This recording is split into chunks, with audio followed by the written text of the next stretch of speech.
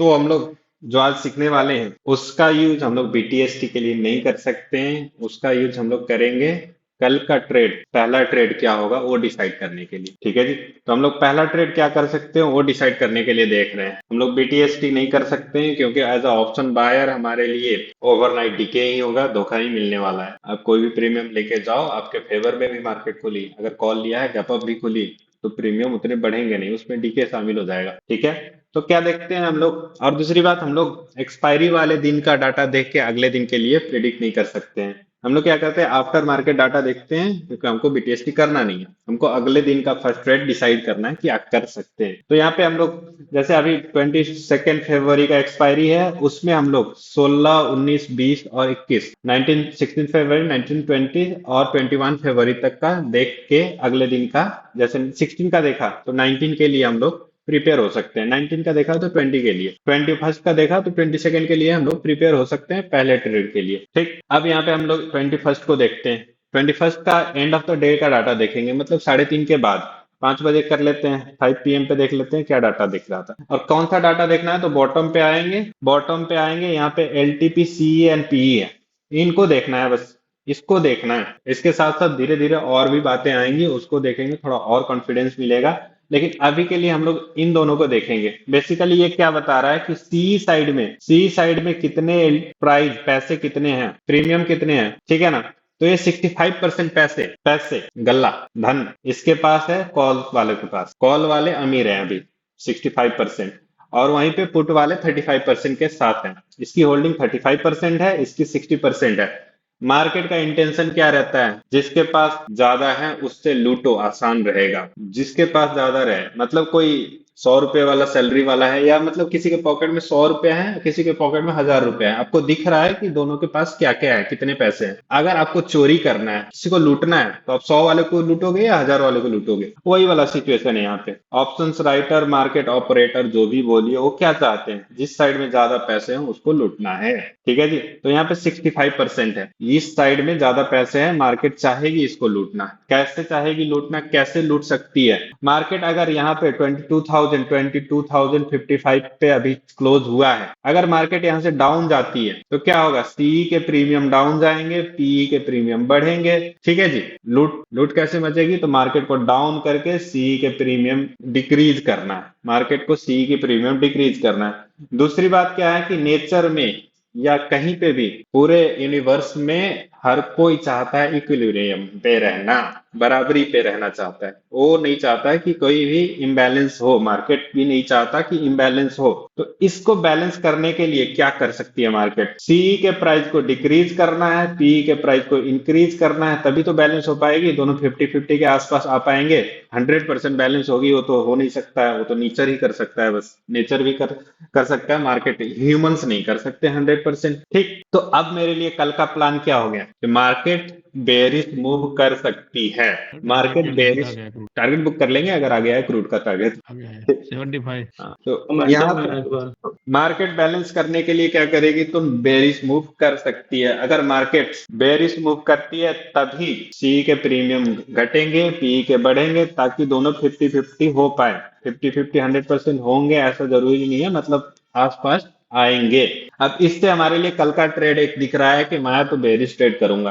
कौन से कंडीशन में कर सकता हूं, तो पहला कंडीशन है, ये इंडिकेट कर रहा है मार्केट का gap down, gap down open होगी ऐसा बोल रहा है। ये क्या बोल रहा है, गैप डाउन ओपन होगी, गैप डाउन ओपन होगी। अगर गैप डाउन ओपन होगी तो मार्केट तो ओपनिंग के साथ ही बैलेंस कर लिया उसने, तो वहां पे हमारे लिए कोई ट्रेड नहीं होगा। ये प्रिडिक्शन है कि गैप डाउन हो सकती है मार्केट, लेकिन अगर गैप डाउन हो गई तो हमारे लिए कोई ट्रेड नहीं है, बीटीएसटी हम लोग करते नहीं है।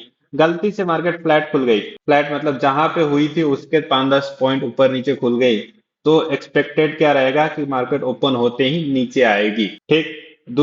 तीसरा कंडीशन क्या है कि अगर गैप अप खुल गई, गैप अप खुल गई तो मार्केट तेजी से नीचे आएगा, क्योंकि ओपन होते ही कॉल वालों के और भाव बढ़ गए, पुट के और कम हो गए। अब बैलेंस करना है तो तेजी से करना पड़ेगा, धीरे धीरे करेंगे तो बैलेंस नहीं हो पाएगा। तो गैप अप हमारे लिए बेस्ट क्या रहता है, गैप अप दिख रहा है यहाँ पे बेरिश मूव, कि कॉल ज्यादा है तो कॉल को पैसे लूटने के लिए मार्केट को नीचे आना पड़ेगा, मार्केट नीचे आएगी तभी कॉल वालों को पैसे उड़ेंगे। ठीक, उसमें भी और एक एक्स्ट्रा बेनिफिट क्या मिल गया कि मार्केट गैप अप खुल गई, तो गैप अप खुलते ही मार्केट नीचे आएगी। अगर फ्लैट खुल रही है तो धीरे धीरे नीचे आएगी, गैप अप खुली तो तेजी से नीचे आएंगी, कॉल पुट के प्रीमियम काफी तेजी से बढ़ेंगे हमारे लिए। ठीक है, तो इस बेसिस पे अगला हम लोग को 915, 916, 917 पे क्या ट्रेड मिल रहा है, तो ये मिल रहा है कि पुट का ट्रेड ले लो, पुट का ट्रेड कर सकते हैं हम लोग। गैप अप मार्केट ओपन हो गई तो बढ़िया रहेगा, ज्यादा पैसे मिल सकते हैं और ज्यादा तेजी से मिल सकते हैं। फ्लैट ओपन हुई तो मार्केट नीचे आ सकती है, धीरे धीरे आएगी,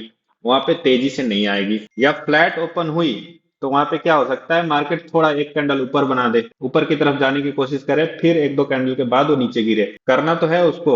लेकिन यहाँ पे गैप अप से जो हो रहा था वो फ्लैट ने करने नहीं दिया, फ्लैट ओपनिंग ने वो होने नहीं दिया, तो मार्केट खुद ऊपर जाएगी कि आ जाओ भाई कॉल ले लो, कॉल ले लो, कॉल बढ़ रहा है, कॉल बढ़ रहा है। आप कॉल लोगे मार्केट गिरेगी वहां से। ठीक, तो फ्लैट ओपनिंग में ध्यान रखेंगे कि एक दो कैंडल ग्रीन बन सकती है, ग्रीन बनने के बाद मार्केट नीचे आएगी।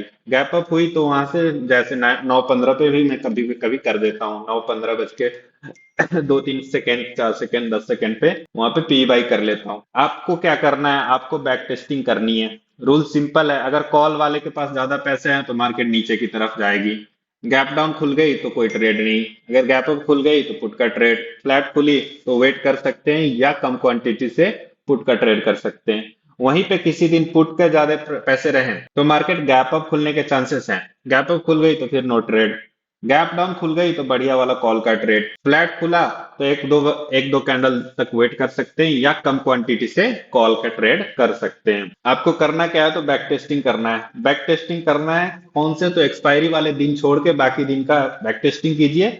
और यहाँ पे होवर करेंगे ना तो आपको नंबर भी दिखेगा कि कॉल के पास कितने हैं, सम ऑफ प्रीमियम्स। ये एक्चुअली में सम किसके हैं, तो ये जो हमारे पास बाय डिफॉल्ट 20 आते हैं ना, ये 20 उसके नहीं है, पूरे ऑप्शन चेन के हैं प्रीमियम के सम। और मैंने पर्सनली इसमें निफ्टी में ज्यादा बैक टेस्टिंग किया है, निफ्टी में मैं ट्रेड भी करने लगा हूँ काफी, एक डेढ़ हफ्ते से करने लगा हूँ, तो निफ्टी में तो बढ़िया काम करता है, मोस्ट ऑफ द टाइम सही ही होता है। टारगेट कितना लेना है, तो एक दो कैंडल का ही है। अगर आपको प्रीमियम में 10 से 20 पॉइंट मिल रहे हैं सुबह सुबह काफी है।